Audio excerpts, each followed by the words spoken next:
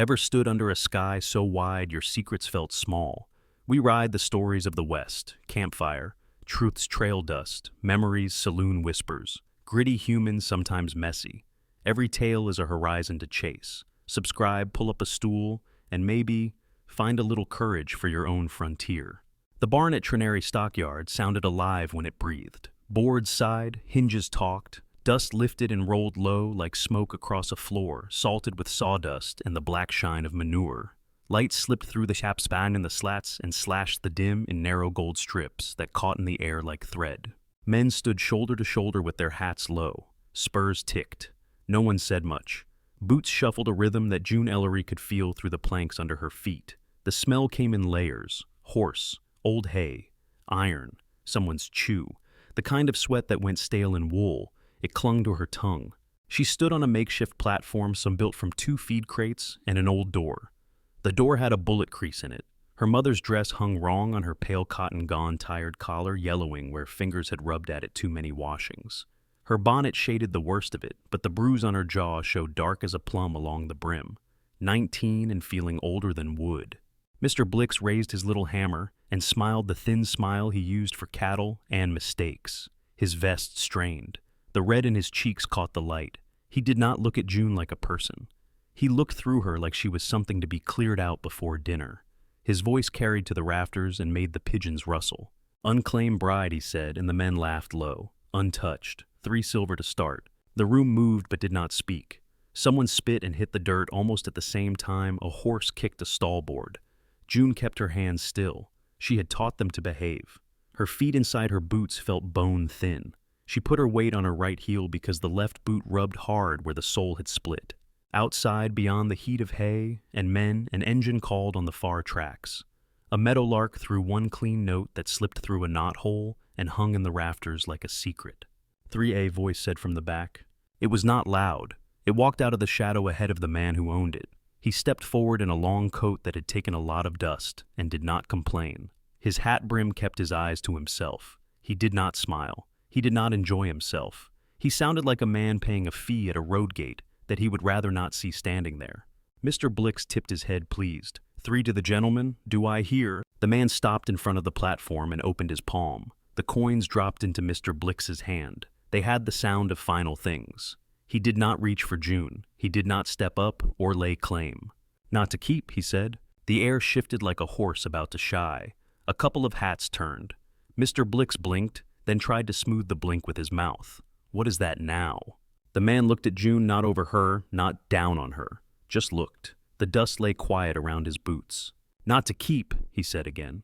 3 to stop you talking about her. 3 to stop them touching her. He was not angry. He was clean inside the words like a stream after a hard rain. Mr. Blix found a laugh that did not rise strong. This is not a church friend. Then the man did the thing that took the wind out of the room. He went to a knee on the barn floor, and the sawdust stuck to his trousers. He put his hat on his thigh so his eyes could learn her face. He held up his hands, palms out, so she could see he was not coming in fast. June felt her lungs take one quiet sip of the air. "Rowan Hale," he said, like a line on a ledger you could trust, miss. She stared. Her throat felt like dry willow. The bruise itched. Someone at the back swore soft. Someone else laughed in a way that felt nervous. Rowan nodded to her boots. "May I take those off so you can feel your own weight?" he asked, like a man asks to borrow a tool he intends to bring back. June could not make her voice go. She moved her chin a fraction. Yes, lived somewhere in that.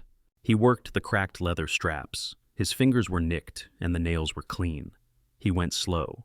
He set each boot down at the edge of the platform like gifts, not like trash. The wood was cool under her bare feet, a shock in the heat. He stood and took off his coat. Dust lifted from it and drifted like the light did. He set the weight of it on her shoulders, and the collar smelled of sun and pine smoke and something like saddle soap. "You do not belong to them," he said. "You do not belong to me." His voice was steady enough that even the horses settled. "This is only to give you your breath back." Mr. Blix cleared his throat and tried to make a rule out of it. The crowd leaned. June could feel a lot of eyes. Rowan ignored them. He did not look at Blix at all. He looked past him to the big door, where a bent nail stuck out above the latch, a little scar of iron that caught the yellow light. His mouth tightened like the nail meant something. He turned and stepped down off the crates. June stayed where she was because all the staying she had done had taught her to hesitate. Rowan did not offer a hand. He did not say hurry. He only made room. Someone said the word fool. It hit the boards and slid off. The pigeons shifted. The meadowlark outside called twice, not loud, not scared. The train whistle on the far tracks came through in a long line and then went thin. June found that her knees wanted to shake and did not. She felt the coat close on the edge of her collarbone. She put her left foot down first because it had always been the stubborn one and felt the plank. It held. She stepped to the edge. The men who had been crowding the platform gave way out of habit, like cattle learning the line of a new dog. Mr. Blix held the coins with a face that said he would not be returning them. He looked like a man who has bitten a seed he thought was soft. He lifted his hammer and set it down, not striking anything. "No one bought," he said, trying to make it true. Rowan did not answer. He walked toward the big doors where the light was. The dust behind him rose, then fell back to the boards. He had the walk of a man who knew how to carry quiet like a tool. June looked at her socks and the black smear of the floor, and then at the coat on her shoulders. The crowd had thinned into the sides of the barn, and she could feel the gap he had made. The bent nail above the latch caught the light again. It made a small, bright point above the shadow of the door. The air from outside came through in a thin line that tasted cooler and had the smell of creosote and river stones under heat. She stepped down from the last board of the platform. The wood knocked once under her weight. No one touched her. No one said her name. She did not know if that was a loss or not. She moved. Her bare feet found the patch of dirt where the sun fell. It warmed the skin there. Her fingers found the edge of the coat and held it closer. Her knuckles were chapped. The skin cracked near the thumb was a small red line. Rowan reached the door and pushed it open. The hinges talked like tired men. The light widened and laid a long gold strip over the floor between them. Outside, the meadowlark lifted a note that rose and then dipped quick and true. June breathed and crossed to the place where the light met the dark.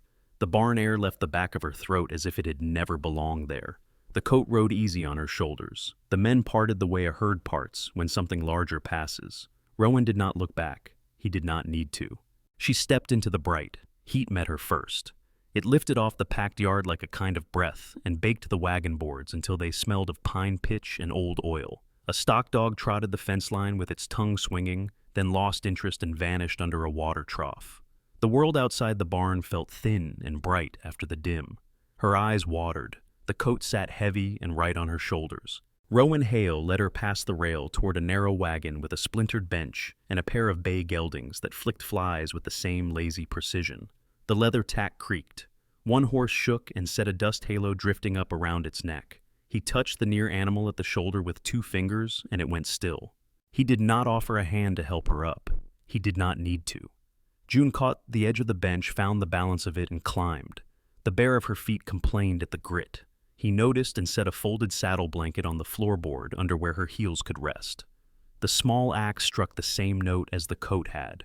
He climbed to the other side and settled the reins across his knuckles, then shifted them so the leather did not bite a healing cut. The wagon lurched and found the ruts that led out past the siding and the last of the stock pens. The wheels talked in a regular wooden voice that joined the clop of hooves. Sweetwater slid past in pieces. A blacksmith hammer rang and made the air jump. A woman in a blue dress held a child on her hip outside the general store. 2 boys in caps stared and did not stop staring until the wagon had gone past the last boardwalk and the sound of the hammer fell away behind them. Rowan tipped a canteen toward her without looking at her face. "There is water." He caught her answer in the way she held it and the way she tried to make the swallow small. The water tasted of metal and shadowed places. It steadied her mouth all the same. They left the hard flat of town and took a road that climbed through sage and rabbit brush. Wind came up with the height and put a clean edge on the heat. Sage rubbed the wagon tires and put its medicine smell on them. Grasshoppers came up ahead of the hubs and snapped back into the weeds. Far off, a long line of ridges stacked pale and soft. The sky was a white sheet with a blue well in the middle of it. They did not speak for a stretch. The quiet did not press. It made room. A meadowlark lifted a phrase off a fence post and let the last note fall like a coin into long grass. June watched the bird until it let go and dipped low out of sight. The sound stayed in her ribs, where she said and stopped because the word felt too small. "Where are we headed?" Rowan kept his eyes on the road. "Out of the reach of that yard. Up to Cottonwood Ridge. There is a roof there and a stove that draws. If you take to it for a night, that is your choice. If not, the road keeps going. She worked the word choice around with her tongue and did not say it out loud. The coat trapped the sun and kept it near. Her hands had stopped shaking without her permission. She watched his hands, scars across 2 knuckles, a pale half moon on his wrist where a rope had kissed and burned. He handled the reins like he was listening through them. "You the north kind or river kind?" he asked as if he were guessing a thing from a cut of grain. June blinked, then realized what he was looking at. She rubbed her thumb over her palm and felt the places where old blisters had laid down and become smooth again. "River," she said. "Low land. My mother planted near the bend where the raft men stopped. She put beans around the corn so the beans could climb." He nodded. Not big, not soft, just a shape of understanding.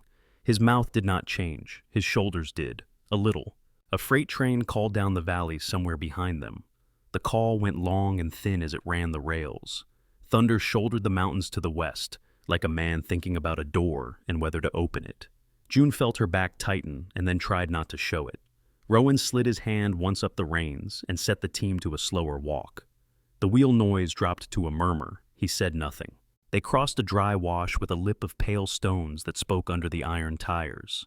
A single pool hid under willow with a skin of light over it. The horses pulled toward it by habit, and he let them take a small drink. June watched the water lift to their mouths and fold back smooth. A dragonfly hung over the pool like a bit of blue glass. She put her feet down on the saddle blanket and could feel the weave of it through her socks. She realized she had brought the socks out of the barn without thinking, and had not noticed the moment she chose to keep them. Rowan reached under the bench and came up with a tin cup. He set it between them.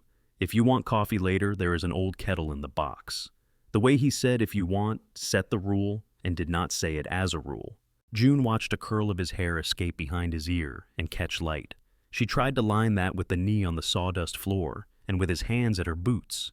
The pieces did not go against each other. They made a pattern. "Why," she said, and this time she found enough air for the rest. "Why did you kneel?" He flicked the off-horse with a light touch. "In the barn, there was nothing even. It was a small thing I could lay down that was level." He squinted toward the ridge, checked the sky, then turned his eyes back to the trail. Her mouth opened and shut. A small sound tried to be a laugh and failed. She looked at her own knees.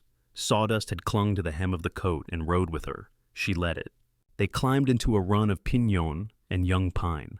Shade pooled under the trees in pieces. Sap hung in beads along a broken branch and caught a fly. A pair of deer stepped into the trail ahead and stared with the jittering certainty of prey. Rowan let the team stand and waited. The deer flicked their ears, decided, and were gone. The waiting entered her body like a warm thing and did not rush. "Your voice," he said after a time, "it carries low and soft. You had to talk in rooms where the walls listened." She felt it like a hand on her back.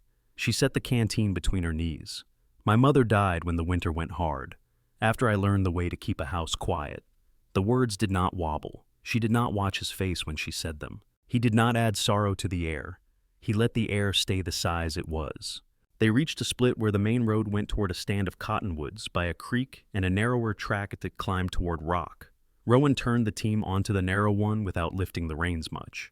The wagon tilted and found its way among stones. The smell of the world changed.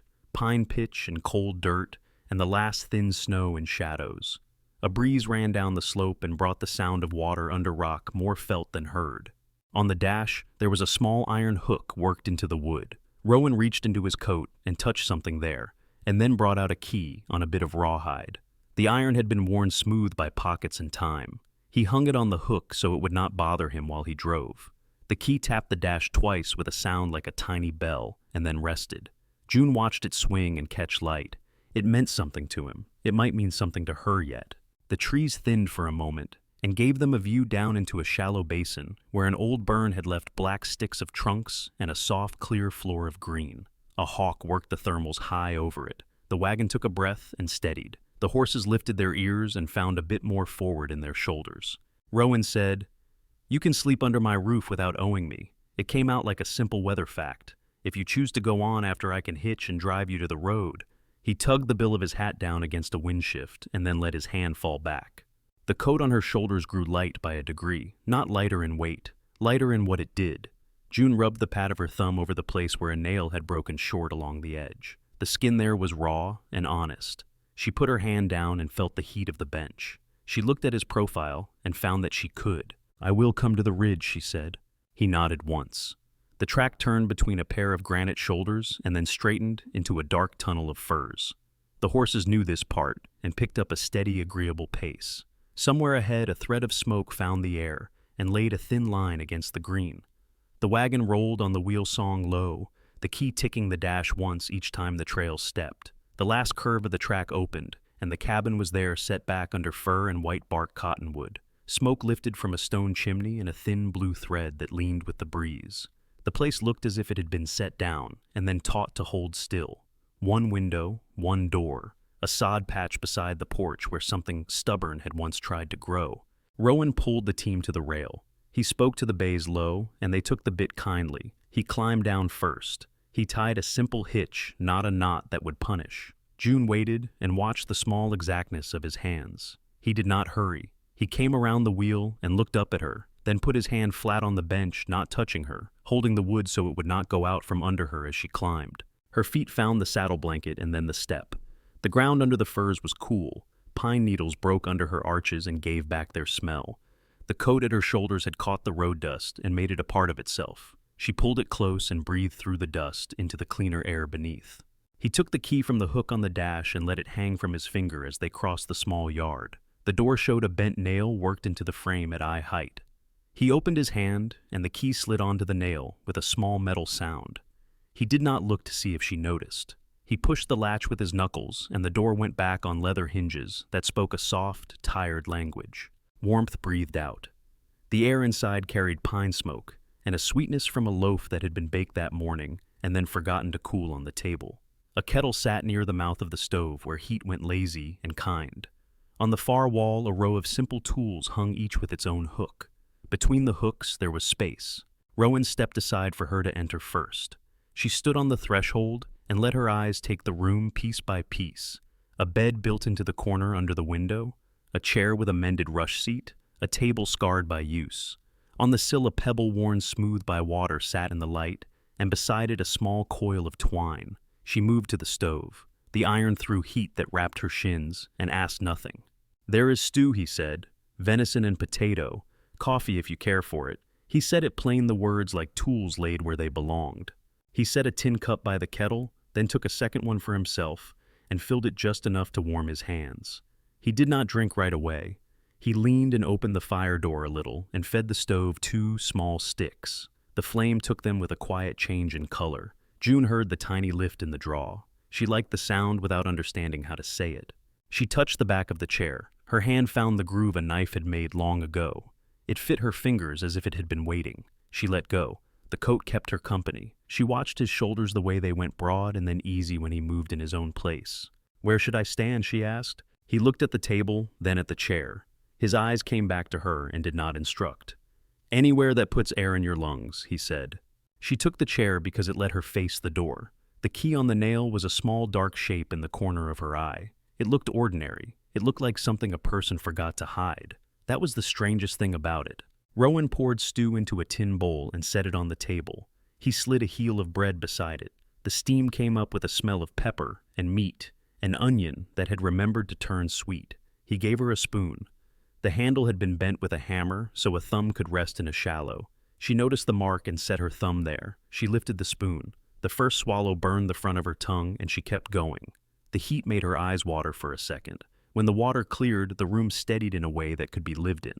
He did not sit opposite her. He took the mended chair and dragged it closer to the stove by an inch, then another, until the cold that had followed them in gave up. He rested his forearms on his thighs. He drank the small coffee and set the cup on the hearthstone. When she glanced at him, he looked not at her, but at the open place near the door where a visitor might stand if there ever was one. He seemed to be measuring the space for something like weather. She ate. Her body knew how to do that even when other memory ran thin. The bowl emptied and left a ring of broth that she chased with the bread. The quiet was not the kind that asked for apology.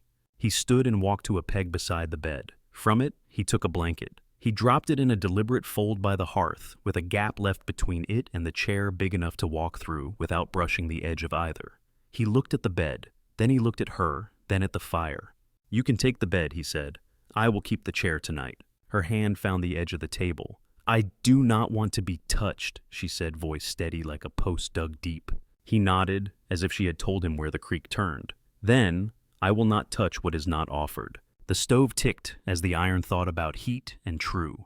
Outside, the wind moved in the firs. The sound came through the boards and lay down along the floor. June set the spoon down. She stood and went to the door and lifted the latch. She opened the door a hand wide and let the air come in on her face. She could see the yard, the railed pair of horses with heads down, the way the light pooled under the cottonwood. Her hand moved and she closed the door.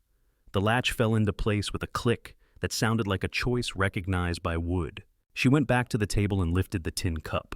Coffee took the edge off her mouth. It was bitter and honest. She drank 2 swallows, then set it down and watched the steam run out of it and turn to nothing. Rowan put a tin basin on the table with a clean rag and a small crock of salve that smelled of tallow and something sharp like pine. "For your hands if you want," he said. She turned her palm up. The skin had split in one place along the base of the thumb. She touched the salve and worked it into the crack until the sting quit. She did the other hand. He did not watch her do it. He checked the window latch. He set the poker back where it belonged with the head pointed toward the hinge, not out into the room. The light in the window changed by degrees. The ridge outside held the last of the day, and then let it go. The room shifted to firelight and became smaller without feeling cramped. A moth came out of somewhere and tapped the window glass once and then stopped. The stove trailed a line of smoke up the flue that the wind caught and laid flat. June went to the bed and touched the quilt with 2 fingers. The stitching ran in tight, even rows. Someone had cared enough to make straight. She lifted the corner and saw clean sheets. She put the corner back. She returned to the hearth and sat on the blanket he had set down. The floor was warm through the weave. Rowan took a knife from his pocket and checked the edge with his thumb. He did not start to cut. He closed it and set it on the mantel. He drew his chair back and sat. He let his hands hang open between his knees. He looked down into the stove mouth where the fire breathed, and he seemed to be listening to the inside of the flame. A meadowlark called somewhere close, a late call that did not belong to full dark. The sound came thin through the chinks and laid itself near the floor so that only those sitting low could hear it. June felt the note tie itself neatly to the key on the nail and to the cut in her hand where the salve lived now. She did not say a single piece of what that felt like. When the night settled, he stood and added one more small log. He lifted a second blanket and set it near the first. He pointed to the bed with his chin. It was not an order. It was a map. She shook her head and kept her place by the fire. He took the chair and let his shoulders find a place to rest. He did not take off his boots. He set his hat on the hearth where he could take it up if he needed to step outside. The key on the nail did not move. The door sat there with its latch loose and easy. June pulled the blanket higher and found that her breath had learned a slower count. She turned her face to the fire and watched a coal break and fall inward. The glow thinned and then steadied. Her eyes closed because they wanted to. She slept without listening for hinges. She slept like someone who could wake when she needed not, at every sound that did not need her. Rowan sat awake for a while and watched the stove hold. He let the last of the coffee go cold in the cup and did not mind. He put a hand to his chest once, not pressing, just checking a rhythm. A man learns to check when he has had to be his own proof. Then he folded that hand into the other and let the quiet cover the room. The key stayed on the nail where anyone could see it. Morning entered through the chinks as if it had been taught manners. A blade of light crossed the floorboards and climbed the leg of the table. The stove ticked in a small way, holding what the night had given it. June woke to the sound of a spoon against a skillet and the low pour of water from a kettle. She did not startle. Her body rose through sleep like it had found shallow water underfoot. Rowan stood at the stove with his sleeves rolled once.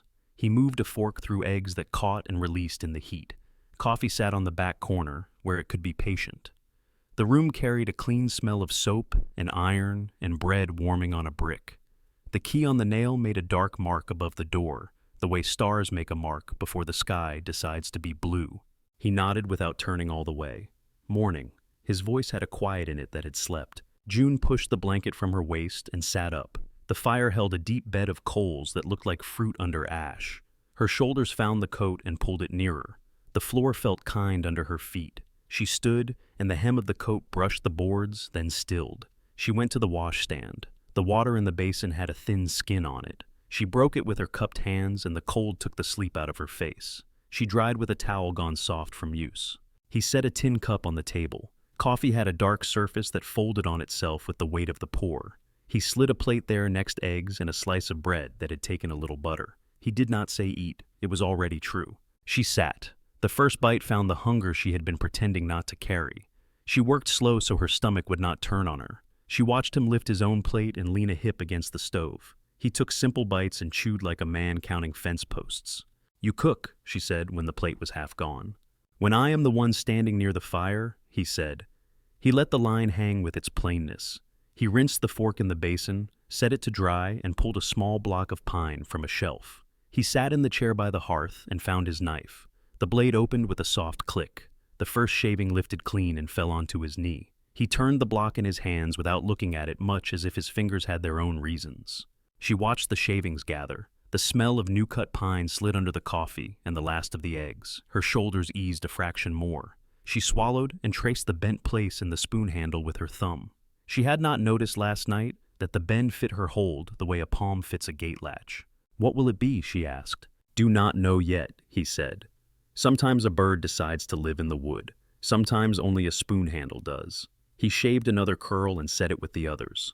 His hands worked with a caution that looked like respect. June pushed her plate back an inch and felt the catch of the table's scar under her finger. She stood and took the plates to the basin. She washed them because the cloth was there and because the work had waited for someone. The water turned warm from what the stove threw and the grease let go. She set the plates to drain against a cup and laid the cloth over the basin's lip. The movement steadied her. Outside, a wind shook the firs and dropped a handful of needles. The sound of them landing on the roof was light and many. A meadowlark gave a phrase from somewhere low. It sounded like the bird had found a place near the cottonwood where the sun had started to reach the bark. Rowan cleaned the knife on his trouser knee and looked toward the door. His eyes touched the key and then left it the way a man notes a landmark and does not stop there. He closed the knife and set it on the mantel. The half-formed shape in his hand looked like the front of a wing that had not decided if it would lift. He drew breath. "You can tell me to stop if this is wrong." He was already on his feet before the words had finished. He moved to the peg by the window and took down a small comb made from bone that had been rubbed by time until it shone. He held it in his palm, not forward, not back. June reached up and touched the tie at the nape of her neck. The ribbon had been knotted quick sometime weeks ago and had stayed by habit, not love. She pulled it free. Her hair fell with a small sound against the coat. He waited. "Will you braid it?" she asked, and she heard how the words behaved. Not "can you." "Will you?" "If you want." He came to the back of her chair. He stood as if there were a mark on the floor that kept him a certain distance. His hands hovered for a count, then found the ends of her hair. He lifted and let the weight settle in his fingers. He worked through the first snarl with the comb, and the sound was a soft scrape, then the quiet that follows a knot undone. He kept the pull even. He did not take more than the hair gave him. She felt the air move by her ear when he breathed. She watched her hands do nothing on the table. The nails had been kept short out of sense, not care. A small cut near the side of her index finger smiled without bleeding. The salve from last night had taken the rawness down. He divided the hair into 3 and began the braid near the base. The first cross spoke to her spine. He kept it loose, then tightened a fraction and kept that measure. The work went down in a steady rhythm, 3 into 2, into 1, again and again. He did not rush the ends or pinch them. When he reached the place where hair stops being obedient, he held the braid in one hand and reached into his pocket. He came back with a strip of soft leather that had once been the lace from a boot. He tied it neat. Not the knot a man makes to lash a load, but a small knot that knows it will be untied later. There, his voice had dropped. He let the braid sit on her back. He did not touch her neck or her shoulder. He stepped away. June lifted her hand and found the tie. It held without biting. The braid lay against the coat and felt like it belonged to her. The small pull at the scalp was a reminder and not a command. She turned a little and caught his face in the corner of her eye. He stood with his hands at his sides, like a person who has just put a tool where it should go. "Thank you," she said. He nodded. He went back to the chair and the half-bird. He did not take up the knife right away. He looked at the shape and seemed to ask it for its own say in the matter. She took the ribbon and folded it in on itself until it was no bigger than the nail of her thumb. She put it in her pocket. The pocket had a hole. The ribbon fell through and landed on the floor near her boot. She picked it up and set it on the windowsill beside the smooth river stone. The stone had lines in it like a map of a current. The The ribbon looked wrong beside it. She left it there anyway. After a time, she stood and went to the door. She lifted the key off the nail and felt the weight of it. It was not heavy. It knew more about doors than she did. She put it back and listened to the click. The sound made a small chamber inside her where breath could stand. Rowan said, "I will go look at the shutter on the north side. The wind has been speaking to it." She followed him to the porch. The air had a bite to it that said the sun would need another hour to make good. He checked the hinge and set a new nail where the old one had worked free. He hammered only until the board stopped complaining. He did not try to make it prettier than it needed to be. She watched his hand on the hammer handle. A blister there had broken some days back and healed with a thin shine. "You from a river bend," he said, half a question from what she had told him on the road. "The way you hold a basin told me that. You pour out and turn the water aside to save the clean." She looked at the porch boards. "My mother used to give the clean end to whoever was not herself.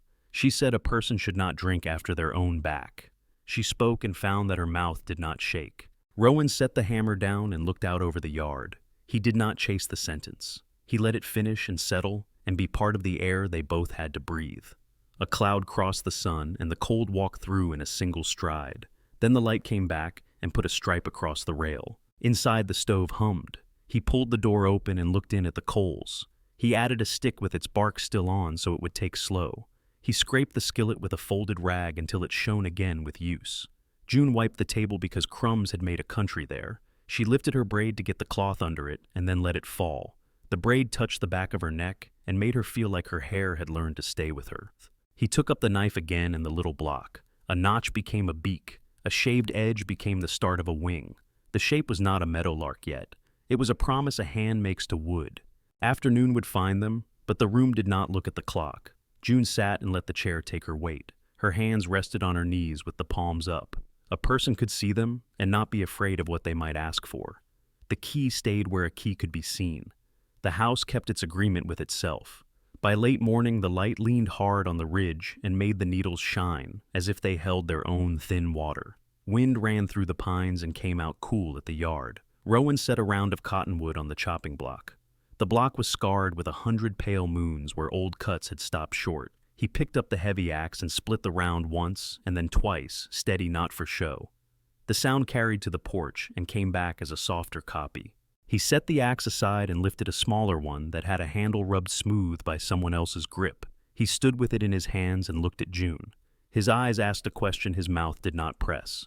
She stepped and down off the porch. The ground had given near the root of the big tree damp and cold under the top dry.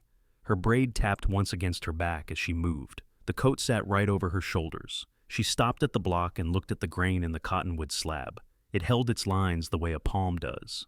He crouched and tapped the head of the axe against the wood, near a line that already wanted to come apart. He did not touch her or shift her arm. He pointed and let the lesson rest there. "Find the split that is there," he said. "Ask it to open." June took the lighter axe. The handle was long enough for both hands. She set her left foot ahead of her right and felt how the world moved under that stance. She lifted the axe. Her shoulders protested. The blade came down to the dirt off the far edge of the block. A ring climbed up the haft and into her bones. The round bounced off, rolled, and found a stop in an old rut.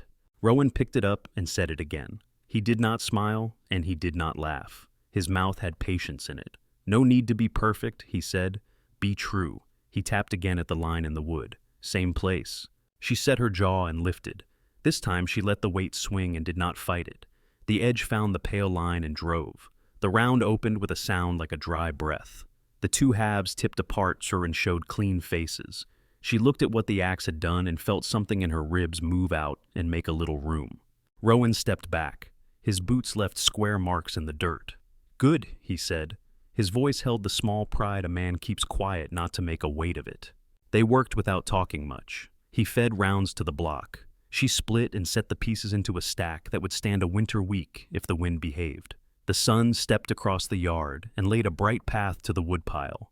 Sweat gathered along her temple, and salt touched her mouth. She tasted it and did not mind. A hawk drew a slow circle overhead, and the shadow crossed the yard like a hand passing over a face.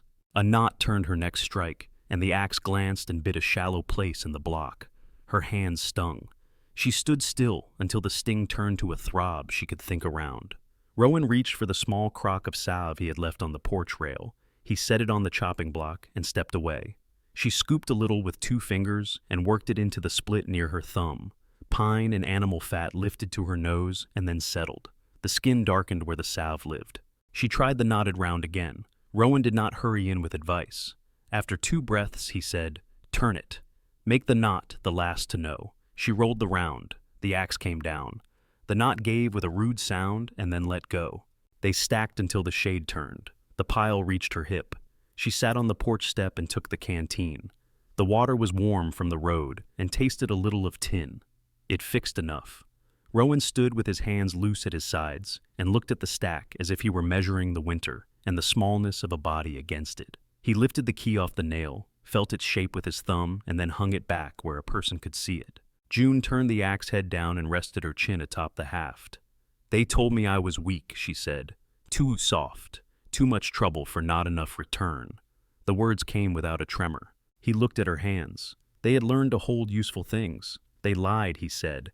His voice did not press the lie down with anger. He let the air do that. "You are not broken. You were bought." The sentence sat between them for a long moment and did not fall apart. A meadowlark called from the cottonwood, and the last note lifted and came to rest on the step near her heel. June set the axe aside and rubbed the heels of her hand with her thumb the way her mother had taught her to take heat out of a sore place. She did it for the doing, not because she needed saving. Rowan picked up a length of sapling and a handsaw. He cut it into stove length, slow the teeth, finding a steady pace that the body could forgive. Each stroke threw the clean smell of green wood into the shade. He did not ask her to keep at it. He did not ask her to stop. He kept to his work. She watched the blade draw straight. She watched the muscle in his forearm speak just under the skin. After a time, she stood again and took up the smaller axe. She slid another round into place and squared her shoulders. The head rose and fell. The wood answered. Pieces began to show a sameness that felt like skill. She found that her breath had settled into a count that matched the swing and the soft stop when the halves came away from each other. Cloud curled over the ridge and brought a short shadow. The air cooled. Rowan set the saw down and went to the north side of the cabin. The shutter he had nailed earlier creaked and then quit. He set his palm on it with the flat of his hand and waited for it to tell him if it would hold. It did. He came back to the yard and stood where she could see him without needing to turn. She tipped the last split piece onto the stack and dusted her hands on her skirt. Sap made the cloth stick for a heartbeat. She did not try to pick the stain away. She let it read as work, not mistake. "What do you want from me?" she asked, and kept her eyes on the woodpile. The question did not tremble. It went out across the yard and came back even. Rowan looked at the rail, the tree, the door, the line of path down to the track. "Quiet mornings," he said. "Someone to share coffee with. Someone who does not flinch when I move." He said it as if he were saying what tools hung on the wall. He did not add anything to it. June felt her throat pull tight, then let it loosen. She nodded. She did not reach for him. She did not step back. She turned and carried 2 armfuls of split wood inside. The stove took the new pieces with a grateful tone. She set the rest by the hearth and came back for more until the bin was full. She brushed bark from her palms and watched the dust lift and fall in the light that came through the window. Rowan took the block of pine from the mantel and his knife. He sat and began to shape again. The beak sharpened and the curve of a wing learned its edge. He held it up in the firelight and turned it once. It might become a bird. It might become something that knows about weather. He did not force it to confess. June stood in the doorway and let the door rest easy against her hip. The key hung dark and ordinary, where anyone could take it. The coat had picked up her shape. The braid was tight and clean, and tugged at her scalp in a way that told her where her head was. She looked at her hands. The cracks at the thumbs had gone quiet. In the lines of her palms there were streaks of sap and dust, and the tiny shine where salve had smoothed the place that needed smoothing. She did not hide them. She let the room see what work and a small kindness could sit beside. Outside, wind crossed the yard and lifted the smell of the cottonwood and the cold edge of the creek that ran under rock. The woodpile stood straight, not a monument, just a use waiting. June stepped back into the room and let the door close against her shoulder. Not all the way, not shut. The latch settled. The house held. By afternoon, the heat had softened. Shade slid in slow bands across the yard. Rowan stepped inside, took the key from the nail with 2 fingers, and turned it once in his palm, as if to feel its familiar weight. He let it drop into his pocket. The door he left on the latch, easy and unbothered. He hitched the bays without noise. Leather lay against leather. Buckles found their holes. June brought the canteen and set it in the wagon bed. The coat on her shoulders had taken her shape. Her braid rode firm down her back and tapped once when she climbed to the bench. The team moved off at a willing walk. The road fell away from the ridge, then ran straight between sage and rabbit brush, grown silver at the tips. Heat came up from the dirt in steady waves that did not press. The wheels spoke a simple language. In the distance, the rails gave a dull shine like a blade put far aside. No one talked much. A dust devil lifted beyond a fence and dropped back down without finding anything to carry. A hawk hunted the long ditch that ran parallel to the road. The bird slid its shadow across the wagon, and June felt the brief cool of it on her face. She could taste the tin of the canteen cap on her tongue where it had touched. Sweet water rose simple from the flats, 2 blocks of false fronts and a scattering of sheds. A blacksmith shop with a roof that burned the sunlight back. The general store set wide, its windows filled with barrels and folded calico and coffee tins with pictures of ships. The freight office kept its door open, and a clerk with a pencil behind his ear went on writing as if the door had not been invented for him. Rowan drew the team to the hitch in front of the store. He looped the reins around the rail, the knot easy. He stepped down first. He touched the near horse on the neck. His hand told the animal what its body already knew. June took the step with care. Her feet found the plank walk and liked it less than the packed earth. She held the coat together at the throat without thinking. The glass in the window returned her shape to her with a slight wavering, as if she were a person living in a river. She did not turn away. The bell over the door rang one clean note. Inside, the cool bore flour dust and the sharp of new rope. A man with a gray beard, smooth nearly flat at the mouth, stood behind the counter. He nodded like he did not owe anyone more. "Afternoon," he said. "Afternoon," Rowan answered. He let his eyes name the things they needed. He pointed, not greedy about it. Salt, nails, a sack of seed corn. The clerk set the items down in turn. Salt in a cotton bag. Nails in a paper twist that left gray on his thumb. A seed sack with the printed roosters faded and scuffed. He slid the tally pad across the counter and marked each line without doing much to the numbers beyond making them honest. June stood a step back. She ran her fingertips along the edge of the counter and felt the nicks 1,000 hands had left there. A keg near her knee had a lid with a cut made long ago to accept coins for charity. Beside the ledger there sat a small wooden tray filled with oddments that had drifted out of pockets and belts. A brass button, a bit of a watch chain, 3 marbles with their eyes still bright. 2 keys gone dark with age. Her hand hovered. She touched one of the keys. It lay cool and simple. The head had been shaped like a small clover.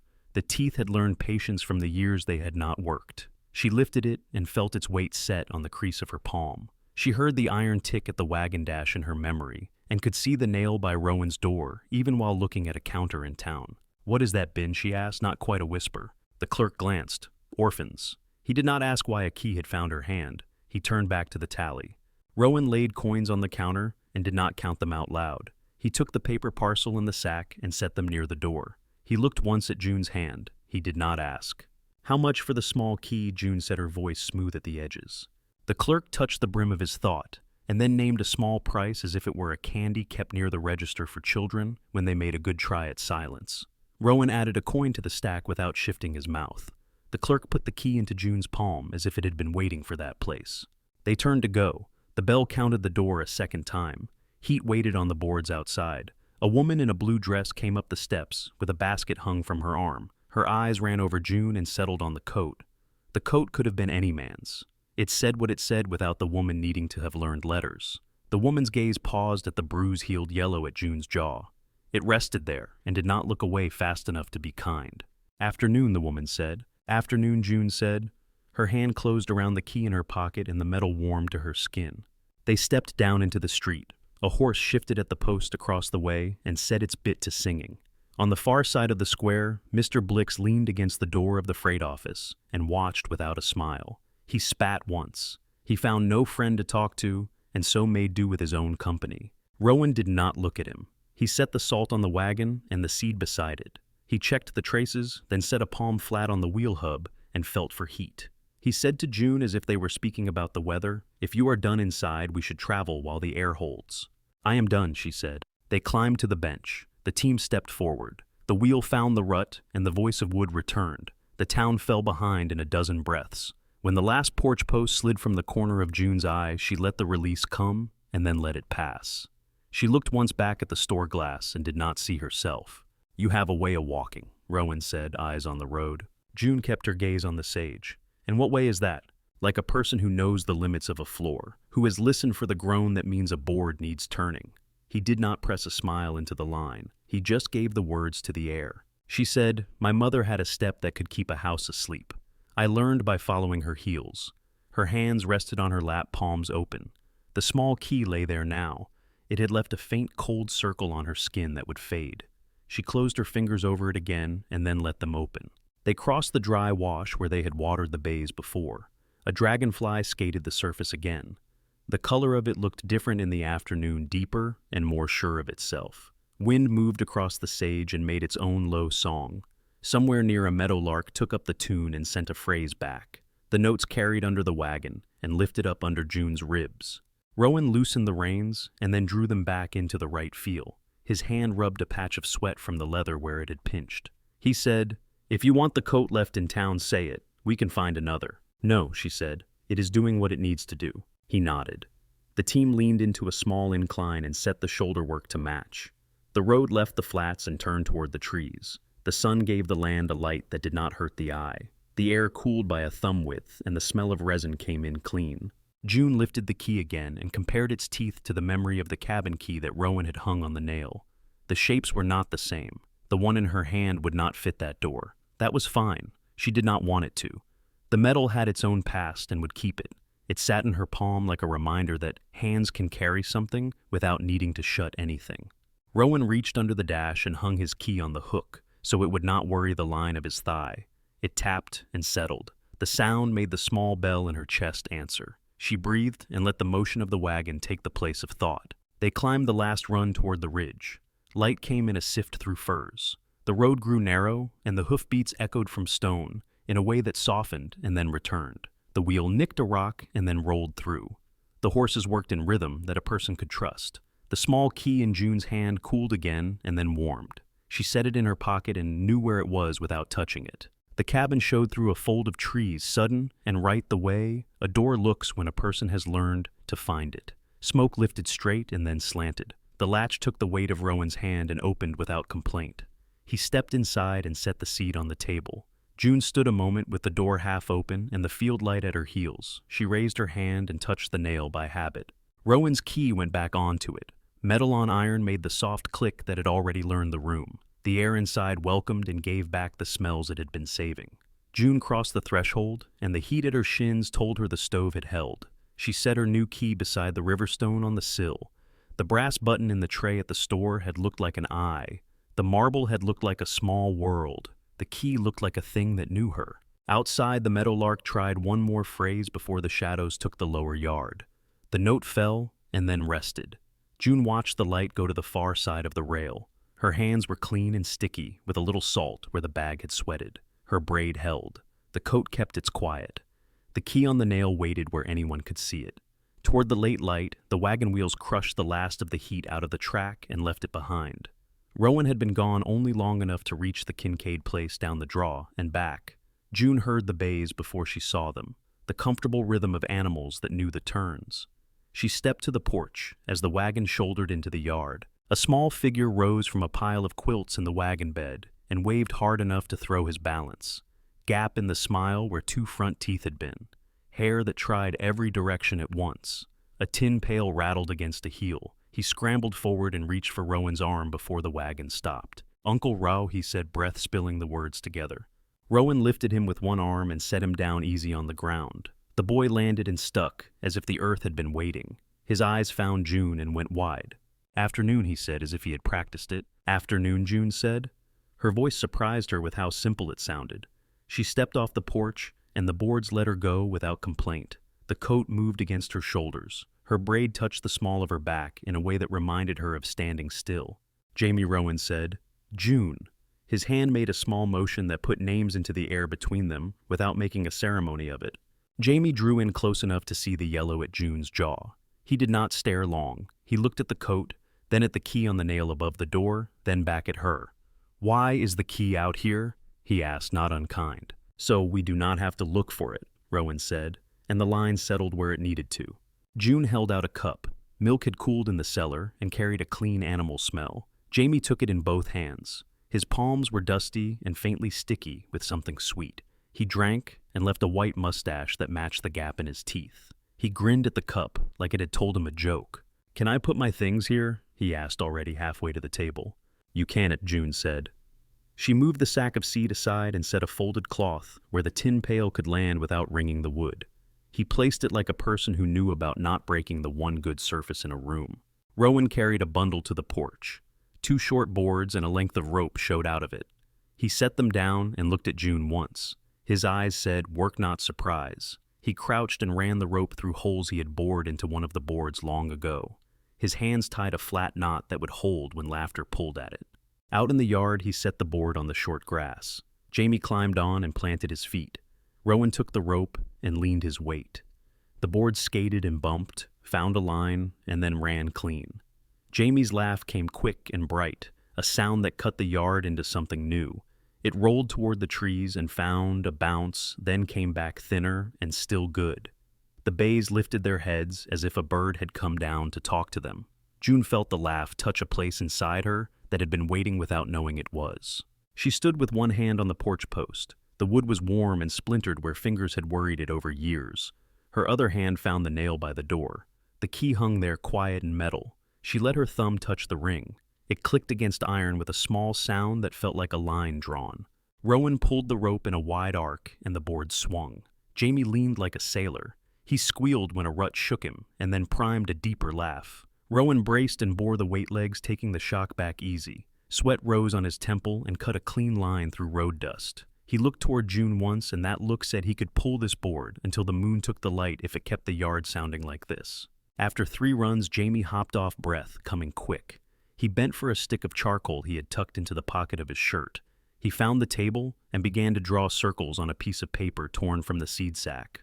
Black lines found a sun and a crooked horse and a small bird that looked like a question. The charcoal squeaked against the paper in a tune of its own. June brought a heel of bread and drizzled honey along its length. The honey opened in the warm room and made the air sweet. Jamie bit and chewed with the serious devotion children give to what feeds them. He pushed the drawing toward her. "That is you," he said. He said, pointing at a long figure with a line for a braid. She put a finger at the bird. "And who is this?" "The bird that sings, like it knows something," he said. He went back to chewing. A bit of honey ran along his knuckle. June took a cloth and wiped it before it could drip to the paper. Her hand moved without her telling it to. He did not startle. He kept chewing.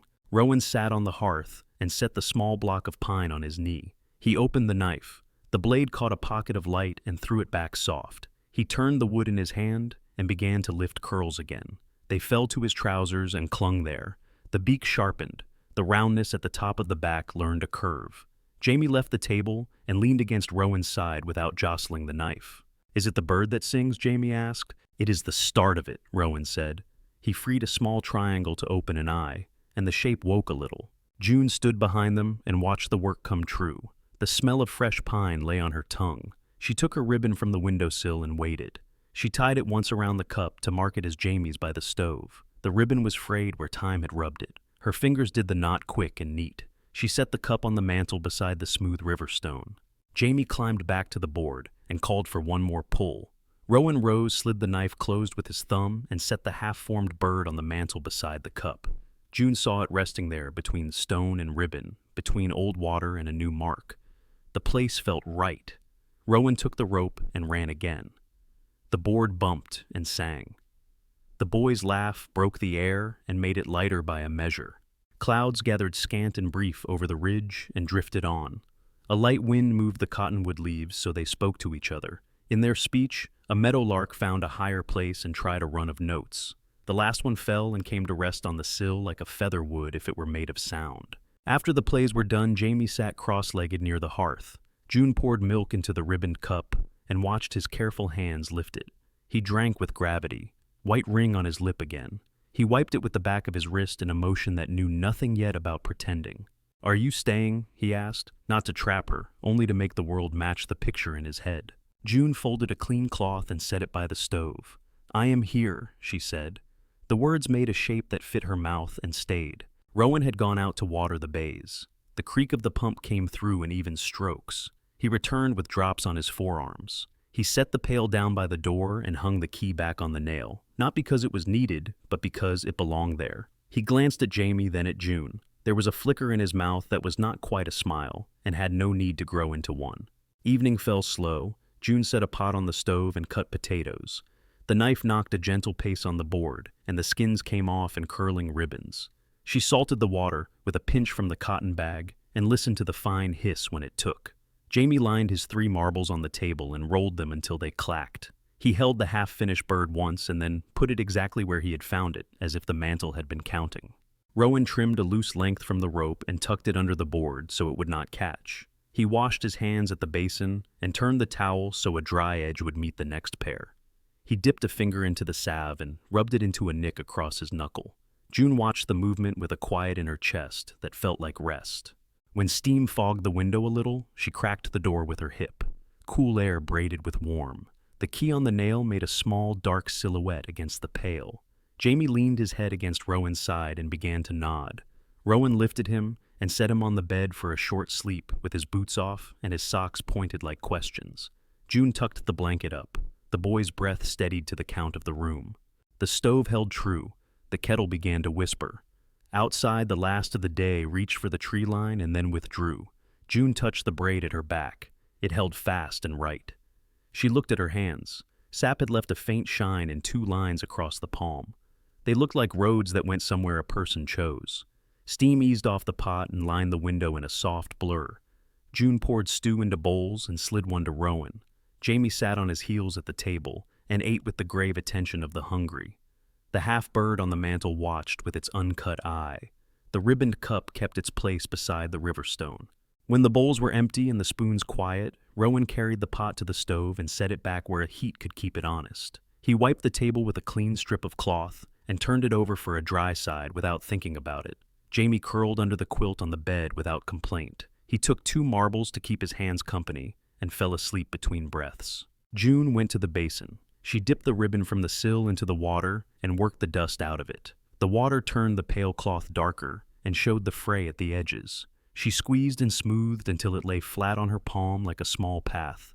She looked at her hands. The salve had done its work. The cracks had gone quiet and clean. She set the ribbon on the edge of the basin to drip. Rowan stood by the door with his hat in his hand.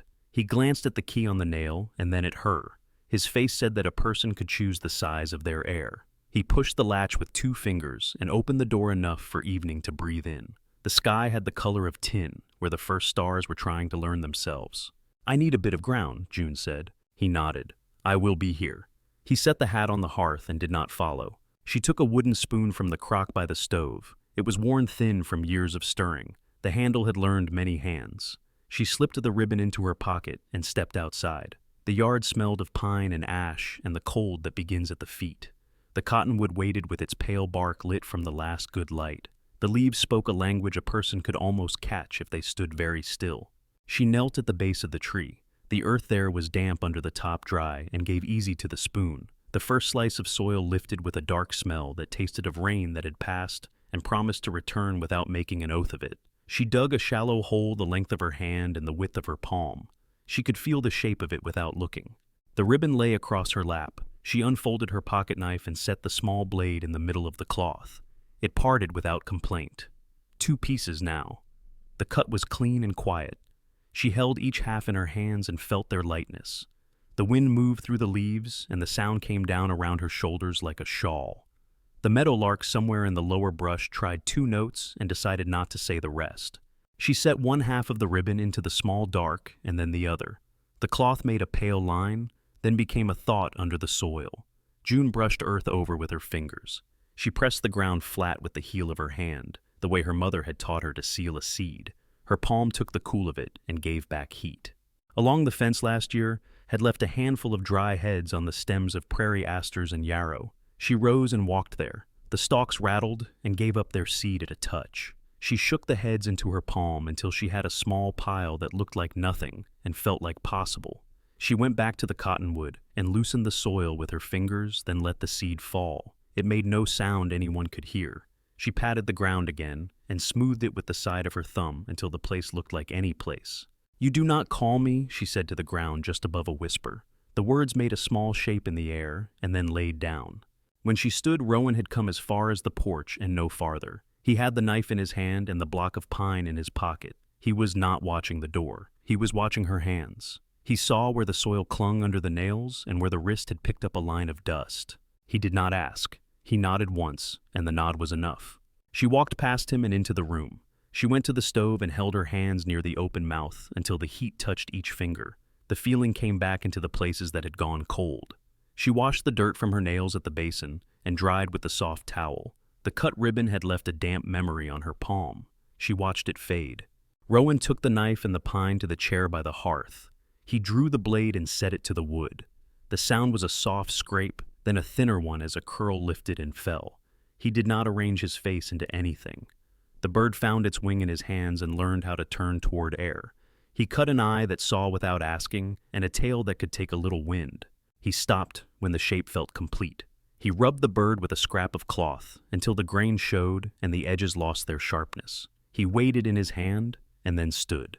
He crossed to the mantel and set it between the river stone and the ribboned cup. The place fitted. He put his palm over it for a breath, not to claim it, only to say that it had a home. "For the boy when storms try the door," he said. June looked at the bird. The line of the back held a courage that did not raise its voice. The beak pointed where light would be if a person was patient. She reached up and touched the key on the nail. It clicked once. Metal against iron, a sound with a kind of mercy in it. She poured coffee and the dark fold of it woke the room again. She handed a cup to Rowan. He took it and kept his eyes on the fire. She sat on the blanket by the hearth and held her own cup near her lip. The heat rose and warmed the soft skin under her nose. "Why did you keep the key where anyone can see it?" she asked. Rowan set the cup down on the hearthstone and looked at the nail. "A house is not a box," he said. "It is a place where air knows your name." He lifted the cup and drank. The line did not dress itself up. It lived where it landed. June did not answer right away. She turned the cup a quarter turn and then another. She was not searching for the right words. She was letting the wrong ones fall past. After a while, she said, "It is safe either way." Rowan looked at her. He did not tilt his head or change his mouth. He put his hand on his knee and left it there. He said, "I do not touch what is not offered." The words had no edge on them. They had a weight that matched their size. Jamie turned under the quilt and sighed, a sound that might have been a small horse, then settled.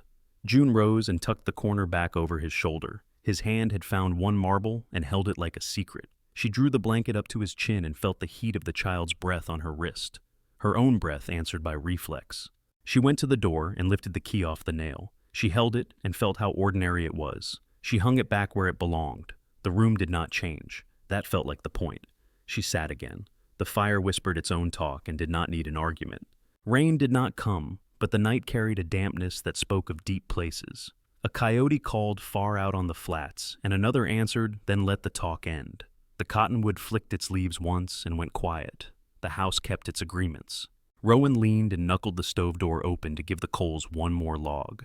He closed it gentle so the draw would not flare and exhaust itself. He set the poker down with the point turned toward the hinge. He looked at June and she at him. The look did not travel more than the space between them and did not need to.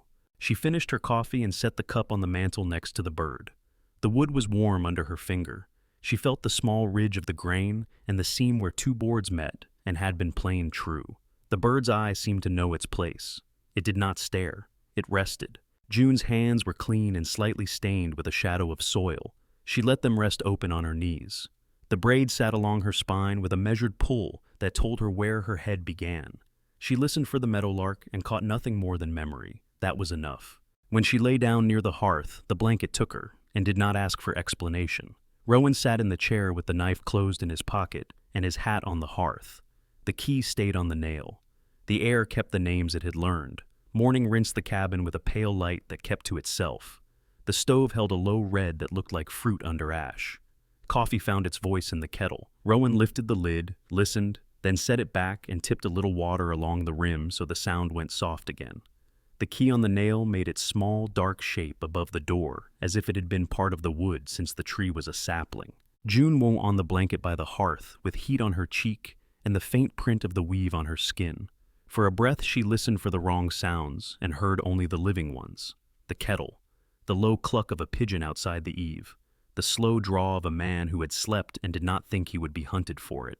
Jamie lay on his stomach across the bed, with one sock wanting to escape his foot. A marble sat in his open palm like a world waiting for weather. He slept the way children sleep when someone taller is listening for the door. June sat up. The coat slid against her shoulders. She touched the braid at the nape to be sure it held, then stood and went to the basin. The water was cold enough to make her gasp without scolding. She rinsed her hands and saw the thin lines of sap in her palms from last evening. They had not left. She did not ask them to. Rowan poured coffee into a tin cup and set it on the table where her hand would reach without search. He sliced the heel of yesterday's loaf and set it near the stove mouth so it would learn warmth again. He did not speak until the room had reminded itself what quiet was for. "Morning," he said. "Morning," she said, and found that the word did not catch in her throat. He took the small sharpening stone from the mantel and a knife from the rack. He sat by the table and set the blade to the stone. The sound was a hush, a careful kiss of metal to river memory. He kept the angle honest. He did not chase the edge. He let it come. June took a sack of potatoes from the corner and brought a board to the table. The knife she chose was one cut down from a longer life. She tested the bite of it against her thumb and approved. She drew the knife down the potato and the skin fell away in a long curl. The curl hung a second, then slid and landed on the board with a sound like wet paper. She salted the pot when the water took its first small roll and listened for the fine hiss. Jamie turned and blinked at the ceiling. He sat up with a slow smile that learned itself across his face. He rolled off the bed and found the ribboned cup without asking. He held it up, and June filled it with milk that had been kept in the cool corner near the floor. He drank and left the white mustache. He wiped it off with his wrist and checked to see if anyone had seen. June had seen. She said nothing. Rowan wiped the blade and ran the stone once more along the back to settle the burr. He breathed out. The kettle asked to be poured. He answered. June's coffee darkened the room and put a kind of strength in the air. She cupped it with both hands and felt bone warm from outside in. The mantel held the small carved bird between the river stone and the cup with ribbon. The bird looked toward the window as if that was a thing it had learned to do. The sunlight touched one eye and left the other in shade. June looked past it to the sill where her small-town key lay beside the stone, metal dull and thick with story. Not the right teeth for any door here, right enough anyway. Rowan drew the potato bowl toward himself and began to quarter the peeled ones without hurry. His forearms carried a scatter of white flour from touching the board. The room smelled of starch and coffee and the iron of the stove. Outside, the cottonwood leaves started their low talk. Somewhere farther down the draw, a meadowlark tried 2 notes and let them stand without finishing the phrase. June set the knife down and laid her hands flat on the board. The wood was scarred and knew more than she did. Her fingers had stopped shaking in the space between moments. She watched the steam from the pot turn clear near the ceiling. She felt the coat rest on her shoulders as if it had learned her shape. "I am not here to pay something back," she said. Her voice did not ask permission to enter the room. Rowan set the quartered potato in the bowl and stayed still. He did not look surprised, which was its own kind of mercy. He looked at her hands, then at her face. He kept his eyes there. "I am not here because of 3 coins," she said. "I am not a debt." "No," he said. "I am here because I like who I am when the door is as it is." Her eyes went to the nail. The key waited where anyone could steal it, and no one did. The latch looked unbothered by the fact. Rowan's hand rested on the table palm open. He did not reach. The quiet spread and did not thin. She stood and walked around the table. The floor gave back a tiny sound each time her heel kissed it. She stopped beside him. She took his wrist with her left hand. He did not stiffen. She placed his hand on her chest above the hard beat that had kept her up nights for years. She held his hand there. The warmth of him moved through the linen to her skin, the way the stove sent heat through the iron to the room. "This is me saying yes," she said. "Not to owing, to being here and being mine." Her throat felt tight and clean all at once. Rowan did not close his hand. He did not press for proof. He let the weight of it rest where she had placed it. He kept his eyes on hers. The stove ticked. The kettle clicked once as the metal changed its mind about heat. He said, "I hear you." Her mouth found a small curve that was not a smile and was not a sob. She breathed and he felt it under his palm. He lifted his hand away, not fast and not slow, and set it back on the table with his fingers open. The place where his touch had been held a warmth that did not argue. Jamie had stopped mid-sip, and stared without the worry of a grown person. He blinked, and then, as if the air had told him to, he turned to the bed and lined his 3 marbles along the board, arranging them so the bright eyes faced the same way as the carved bird. He hummed a tune that did not have all its notes and did not need to. June returned to the board and took up the knife again. She cut with steady motion. The peel fell in curls. The pot took what it was given and made room. Rowan added a pinch of salt and set the lid cocked so the pot could breathe. He went to the door and lifted the key, felt its weight as if to remind his hand how metal tells time, then hung it back. The click said the agreement held. When the potatoes softened, June mashed them with a wooden masher worn smooth at the grip. Butter went in. Milk followed. She worked air into the mix until it sat like a soft hill in the bowl. The steam smelled like work and kindness. She set the bowl on the table. Rowan put out plates and did not make a line of it. Jamie climbed into his chair with both knees. They ate. The sound of teeth on tin was small and satisfied. Later, Rowan stepped out to the rail to check the team. Hooves shifted and set an old rhythm into the ground. June gathered dishes and washed them in the basin where the water had turned cloudy from starch. Her hands moved without thinking. The cracks that had troubled her were quiet lines now soft at the edges. She dried with the towel and turned it for the next person. Jamie drew on the back of an empty seed sack again. This time his bird had a clearer line. It faced the same way as the one on the mantel. He set the picture there, leaning it against the stone. He looked to see if it belonged. The room agreed. June took the small town key from the sill and waited. She did not try it in any lock. She set it back beside the stone and slid it so the teeth faced the window. Sun slipped along the metal. It made no promise. It did what light does to a thing that does not hide. Rowan returned with the smell of horse and cold dirt on him. He washed at the basin and winced once when the water found a nick. He dried his hands and rubbed a touch of salve into the pale cut. June watched, not to hover, just to let the picture of it enter the place in her that held the new ones. She said, "I will sleep in the bed tonight." She said it to the room as much as to him. "All right," he said. He picked up the chair and set it closer to the hearth by a single inch, and then another inch, arranging the space between furniture so that a person could walk it without brushing. He gave the blanket near the fire a small straighten with his boot. He looked at Jamie, then at the mantel, then at June. He seemed to be checking off the corners of a square to be sure it was true. Afternoon drifted towards something kinder. Light came through the window and climbed the wall, as if counting. A hawk wrote one circle over the yard and then left the sentence unfinished. The cottonwood held its tongue. Inside the house breathed with them. June went to the doorway and put a finger on the key, not to move it, just to know where it was. Her finger cooled and then warmed. She turned and stepped back into the room. The latch clicked in the way that had started to sound like her own name, spoken low. She stood where she could see all 3 of them without turning her head. The man, the child, the bird between stone and cup. She let her shoulders drop a measure she had not known she was holding. She drew a breath that went all the way down. It came back up slow. It left a stillness behind that did not ask for proof. "I am here," she said again to the room this time. "All right," Rowan said again. The stove answered with a small sigh as a coal fell and found a better place to burn. The house kept its shape around them. No one hurried. No one hid the key. Night cooled to a soft edge and let go. A pale strip of day found the window and climbed along the wall until it touched the quilt.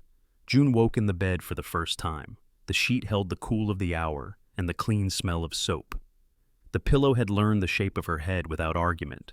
She lay still and listened. The stove breathed a low red. A pigeon under the eave made a small throat sound. Someone turned a cup on the table so the handle would not catch when a hand reached blind. Jamie slept crooked across the foot of the bed, one sock on one sock off a marble cupped in his palm. Rowan had taken the chair beside the stove and leaned back with his hat on his knee. He was not asleep. His eyes were closed in the way of a man who trusts wood and nail. His boots sat square. His hand rested open on his thigh as if waiting for a tool. June eased her feet to the floor. The boards did not complain. Her braid lay along her back with the slight pull that told her where her head began. She stood and moved to the basin. The water caught the morning and gave it back colder. She broke the surface with her hands and lifted her face into wakefulness. When she turned, Rowan opened his eyes and stood. "Morning," he said. "Morning," she answered. The word had no edge. He set the kettle forward on the hot place. The coffee began to fold over on itself. He poured into a tin cup and set it on the table where her fingers would find it. He cut a heel from the loaf and held it near the stove mouth until it learned warmth again. the room filled with a simple smell that did not hurry anyone. Jamie sat up and blinked at his own foot as if it belonged to a neighbor. He rolled off the bed and crossed to his ribboned cup without looking for it. June filled it from the cool corner. He drank and left the familiar white. He wiped it with the wrist he always chose. He turned to the mantel. The carved bird sat between the river stone and the cup like it had been waiting there since the cabin learned its shape. "Can I hold it?" he asked. "You can," Rowan said. Jamie took the bird with both hands. He did not test the beak or press the tail. He set his thumbs along the curve of the back and felt the wood like you feel a dog's ribs when you love it without knowing that word. He made a quiet sound a person makes when a thing has weight in the right way. June watched his fingers. She felt the echo of their small, sure pressure in her own palms. She took a knife in the potato sack and started the work that a morning expects. The peel fell in clean curls. Steam from the kettle drew a line on the window and then went clear. Outside, the cottonwood shook a light speckled talk across its leaves. Rowan stepped to the door and lifted the key from the nail. He put it in his palm, then hung it back. The metal clicked against iron. A small bell of sound. The latch sat easy. The door knew where it belonged without help. He went out to the rail to see to the bays. Hooves shifted. Harness leather answered with a soft answer of its own. June set the pot to boil and stoked the stove. She sliced bread and spread butter with the back of a spoon. Jamie climbed into the chair and leaned his bird against the cup so it could watch. He lined his 3 marbles along the mantel, as if giving the bird company. When the food was done, they ate without speech. Fork on tin, coffee breathing, butter finding the warm side of bread. The quiet had become a language all its own. It named the things that needed naming and left the rest to stand. Later, June stepped onto the porch. Morning light climbed the yard and lifted the thin shine from the needles. Dew made a measured sparkle along the porch rail. The air held the cold from the creek that ran under rock on the far side of the cottonwood. Down in the draw, a meadowlark shaped a full phrase and let it fall clean.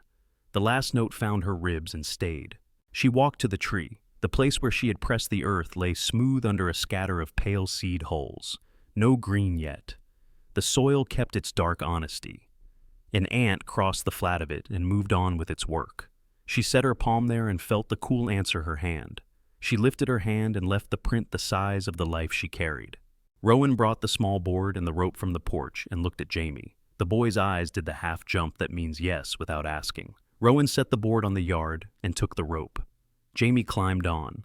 The first pull took a bit of drag, then learned the line of the ground. The board ran. Jamie's laugh cut the cool like a warm knife. It rolled out past the rail and broke against the trees and came back thinner and still true. June's mouth found the smallest curve. She held the porch post with one hand. The wood felt warm and worn where many hands had talked to it. With her other hand, she touched the nail by the door. Her thumb found the ring. The key rang the nail once and went still.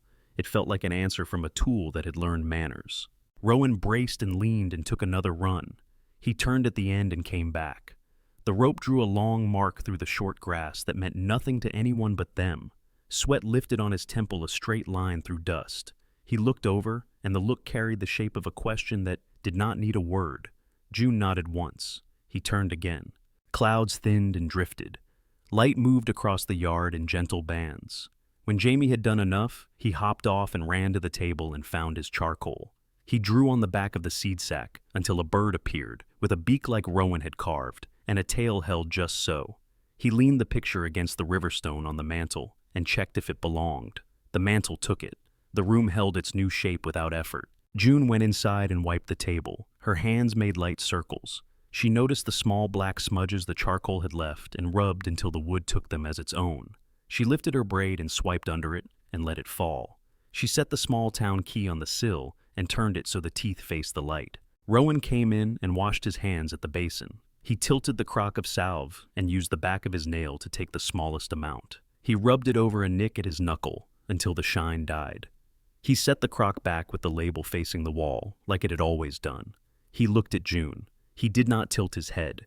He did not make his mouth say more than it could hold. June crossed to him and took his wrist. She turned his hand and set it on the table so his palm faced the ceiling. She set her own palm in his and pressed once. Warm, met warm.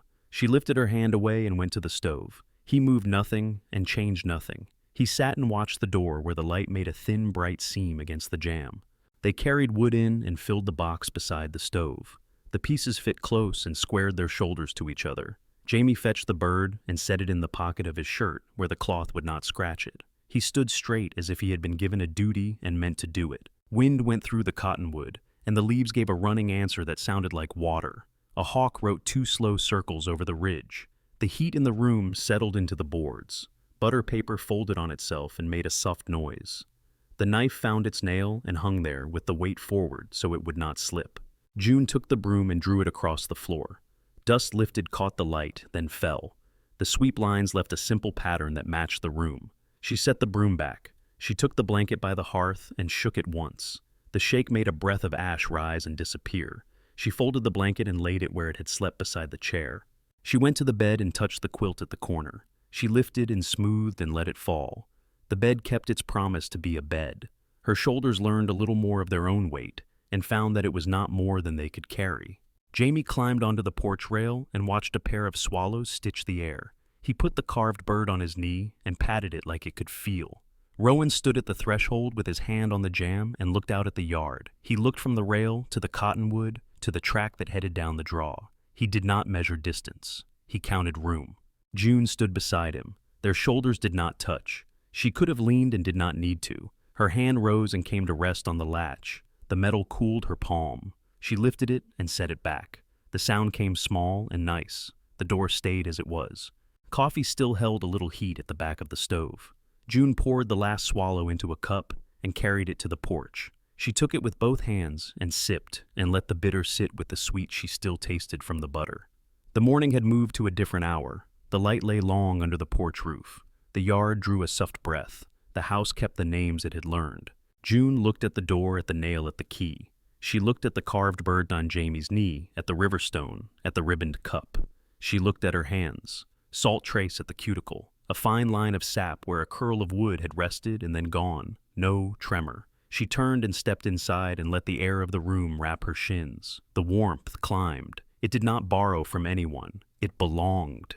She set the cup on the mantel. The bird faced the window. The stone sat heavy and sure. The ribbon shone its small, tired shine. The key on the nail held still and did not hide. June stood in the center of the room where she could see everything without turning her head. She let her breath fill her without needing to hold it. She let it go. The quiet stayed. Outside, the meadowlark tried the full run again. The last note rose and settled clean. Inside, the latch rested. The house kept its shape around them and asked nothing more than what they were already giving. Thank you so much for listening to today's story. If this story resonated with you or made you reflect, I'd love to hear your thoughts, so feel free to share them in the comments below. And don't forget to like, subscribe, and hit the notification bell so you won't miss the next story.